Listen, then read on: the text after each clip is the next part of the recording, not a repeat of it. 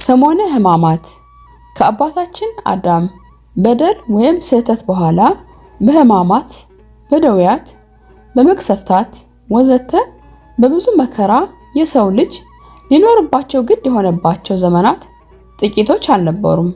የሰው ልጅ ቢያጠፋ ቢበድል ከሕገ እግዚአብሔር ቢወጣ እንኳን የዋህ ታጋሽ፣ ቸር፣ አዛኝ የሆነው አምላክ የጠፋውን ሊፈልግ፣ የተራበውን ሊያጠግብ፣ የታረዘውን ሊያለብስ፣ ፍቅር ላጣው ፍጹም ፍቅር ሊለግስ፣ ሰላም ለሌለው ፍጹም ሰላም ሊሰጥ፣ ተስፋ ለሌለው ተስፋ ሊያጎናጽፍ ከሰማይ ወረደ።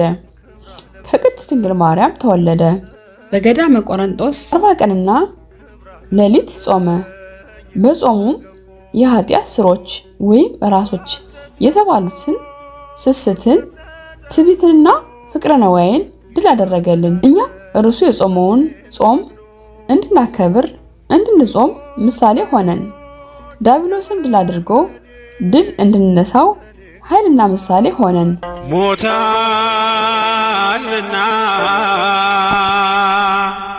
ስለኔ። ሰሞነ ሕማማት ምንድነው? ሰሙን ሰመነ 8 ወይም ሰመነ ሳምንት አደረገ ማለት ነው። ይኸውም ከዕለተ ሆሳዕና ሰርክ እስከ ትንሣኤ ሌሊት ያለውን ጊዜ ወይም ቀናት የሚያመለክት ነው።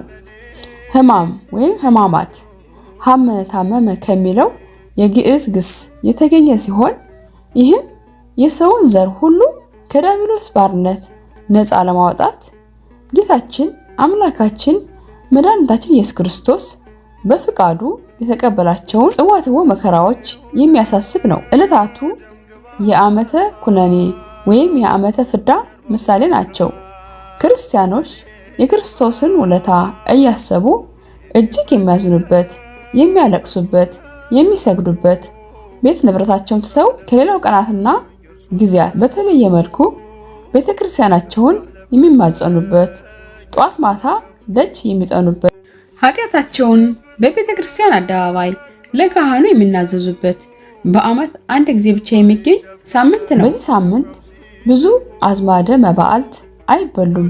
ይልቁንም በመራብ በመጠማት በመውጣት በመውረድ በመስገድ በመጸለይ በመጾም በየሰዓቱ የጌታችን የኢየሱስ ክርስቶስን ጸዋትወ መከራዎች በማሰብ አብስቶ ይሰገዳል። መከራውን፣ ሕማሙን፣ ድካሙን ከሚያስታውሱ ከቅዱሳት መጻሕፍት ኢሳይያስ፣ ኤርምያስ፣ መዝሙረ ዳዊት፣ ግብረ ሕማማት ወዘተ በየሰዓቱ ይነበባል። መስቀል መሳለም የለም። ካህናት እግዚአብሔር ይፍታ አይሉም። ስርዓተ ፍታት አይፈጸምም። ይኸውም ይህ ሳምንት ከሞት ወደ ሕይወት የተሸጋገርንበት ከጨለማ ወደ ብርሃን የተጓዝንበት የመሸጋገሪያ ወቅት ምሳሌ በመሆኑ ነው። በዕለተ ምጽአት መላእክት የመለከት ድምፅ በማሰማት የዳግም ምጽአትን ዕለት ለማሳሰብ ምእመናንን ጥሪውን ሰምተው ለዚህ አስቀድመው ተዘጋጅተው የበዓሉ ታዳሚዎች መሆናቸውን በማጠየቅ በዚህ ሳምንት ዲያቆኑ ቃጭል እየመታ በየሰዓቱ ምእመናኑን ያሳስባል።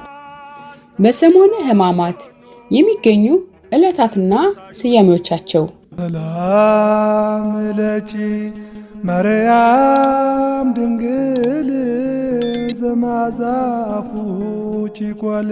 ዕለተ ሐሙስ ጌታችን ኢየሱስ ክርስቶስ በዚህ ዕለት ፍጹም ሰው ፍጹም አምላክ መሆኑን ለመግለጥና ለአርያነት ጸሐፍተ ፈሪሳውያን የአይሁድ ካህናት መጥተው እስኪዙት ድረስ ሲጸልይ በማደሩ ምክንያት ጸሎተ ሐሙስ በመባል ይታወቃል።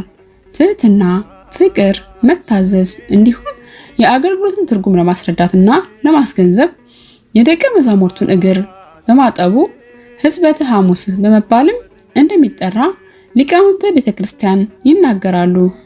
ሐዋርያው ቅዱስ ዮሐንስም እግራቸውንም አጥቦ ልብሱንም አንስቶ ዳግመኛ ተቀመጠ፣ እንዲህም አላቸው፣ ያደረጉላችሁን ታስታውሳላችሁን? እንግዲህ እኔ ጌታና መምህር ስሆን እግራችሁን ካጠበሁ እናንተ ደግሞ እርስ በርሳችሁ ተተጣጠቡ ዘንድ ይገባችኋል ሲል ተናግሯል።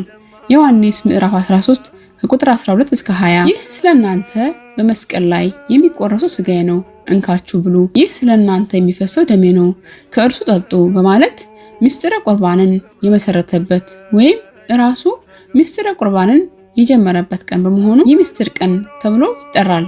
ይኸውም የሰው ልጆች ስጋውንና ደሙን ተቀብለን ከእርሱ ጋር አንድነትና ህብረት እንዲኖረን ጥንተ ጠላት ዲያብሎስንም ፍጹም ድል ነስተን ሰማያዊ ርስት መንግስት ሰማያትን እንድንወርስ ለማስቻል ነው። ማቴዎስ ምዕራፍ 26 ከቁጥር 26 እስከ 29 አይሁድ ጌታችን ለመያዝ በእነርሱ ጥበብና ፍላጎት ቀስ ብለው መጥተው የያዙበት ቀን ስለሆነ በዚህ ዕለት በለሆሰሳ ወይም ብዙ የድምጽ ጩኸት ሳይሰማ የቅዳሴ ስነ ስርዓት ይፈጸማል። ስለሆነም መላው ህዝበ ክርስቲያን በዚህ የሕጽበት የምስጢር የጸሎት ቀን በተባለ በዚህ ዕለት በንስሐ ታጥበው ስጋ ወደሙ እንዲቀበሉ ቤተክርስቲያን በአጽንኦት ታስተምራለች።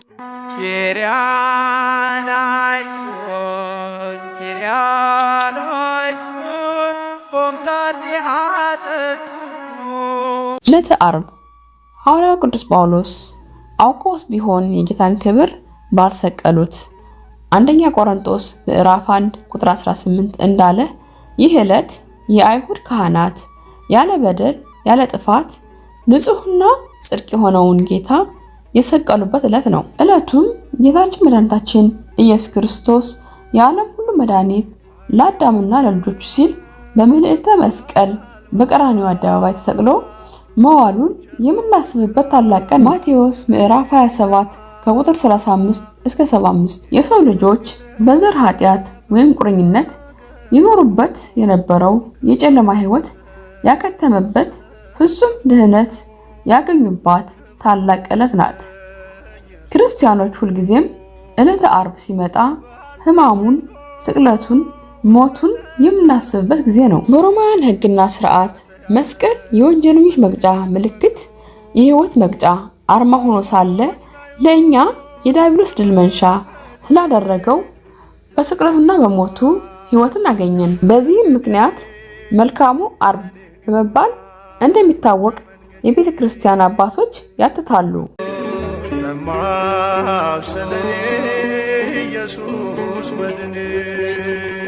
ዕለተ ቅዳሜት ስዑር።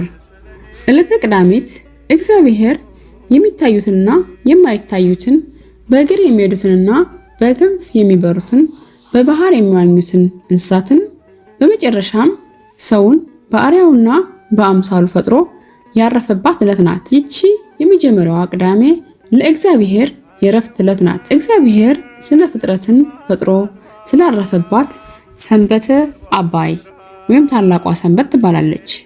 ታላቋ ሰንበት እስራኤላውያን እንዲያከብሯት ታዟል። ዘፍጥረት ምዕራፍ 1 ቁጥር 3።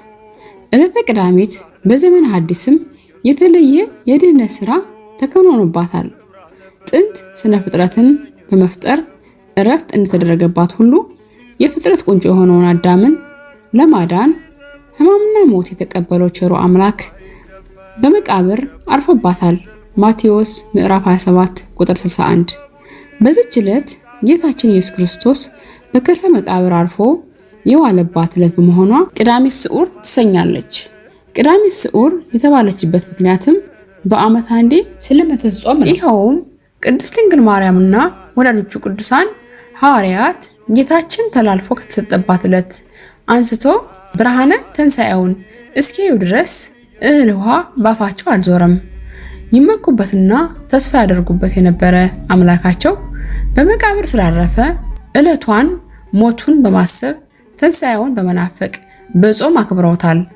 ከቅዱሳን ሐዋርያት በቅብብሎሽ በመጣው ትውፊት መሰረት ቅዱሳን ሐዋርያት በማዘን በመጾምና በመጸለይ ዕለቷን እንዳከበሯት የተዋሕዶ ልጆችም የተቻላቸው ከዓርብ ጀምረው ያከፍላሉ፣ ይጾማሉ። ለሁለት ቀን እህል ውሃ ሳይቀምሱ ያድራሉ።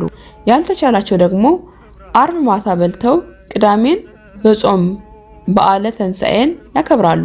በዚህ ዕለት ከሰኞ ከሆሳዕና ማግስት ጀምረው እስከ ዓርብ ድረስ በስግደትና በጾም ያሳለፉ መምህራን በዕለተ ቅዳሜት በቅጽረ ቤተ ክርስቲያን ይሰበሰባሉ። የጧት ጸሎትም ሲፈጸም ካህናቱ በመስቀሉ ሰላምን መሰረተ እያሉ በቤተ ክርስቲያን ለተሰበሰቡት ምእመናን ቀጤማ ያድላሉ። ይኸውም የምስራች ምልክት ነው። ሚስጥሩም በኖህ ዘመን ከተፈጸመ ታሪክ ጋር የተያያዘ ነው። ቅዱስ መጽሐፍ እንደሚነግረን በጻድቁ ኖህ ዘመን የነበሩ ሕዝቦች ከሕግ እግዚአብሔር ውጭ ሆነው እጅግ የሚያሳዝን ኃጢአት በሰሩ ጊዜ በንፍር ውሃ ተጥለቅልቀዋል።